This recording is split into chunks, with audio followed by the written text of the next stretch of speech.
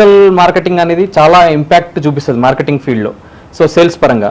So అందుకే marketing persons అందరూ కూడా ట్రెడిషనల్ మార్కెటింగ్ నుంచి డిజిటల్గా ఎవరైతే కన్వర్ట్ అవుతారో, ఎవరైతే స్కిల్స్ నేర్చుకొని వాళ్ళు అప్గ్రేడ్ అయ్యి మార్కెటింగ్ ప్రమోషన్స్ ఎవరైతే చేస్తారో వాళ్ళకి ది బెస్ట్ సేల్స్ డిజిటల్ పరంగా రీచ్ ఎక్కువ ఉంటుంది వాళ్ళకి. సో అయితే ఇక్కడ రియల్ ఎస్టేట్ పీపుల్స్ అందరూ కూడా ట్రెడిషనల్ మార్కెటింగ్ వేలోనే చాలా మంది ఉంటున్నారు. సో అలా కాకుండా డిజిటల్ మార్కెటింగ్ టూల్స్ చాలా ఉన్నాయి సోషల్ మీడియాలో.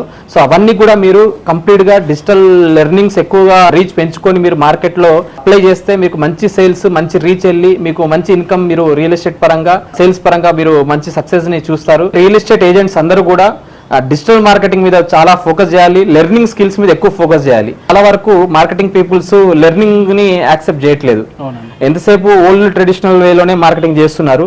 అయితే దీన్ని డిజిటల్ యాక్సెప్ట్ లో వాళ్ళు కనుక కన్వర్ట్ చేసుకుంటే ది బెస్ట్ గా రియల్ ఎస్టేట్ మార్కెటింగ్ లో వాళ్ళు మంచి లెజెండ్ స్టేజ్ లో వాళ్ళు రాణించవచ్చు మార్కెట్ లో.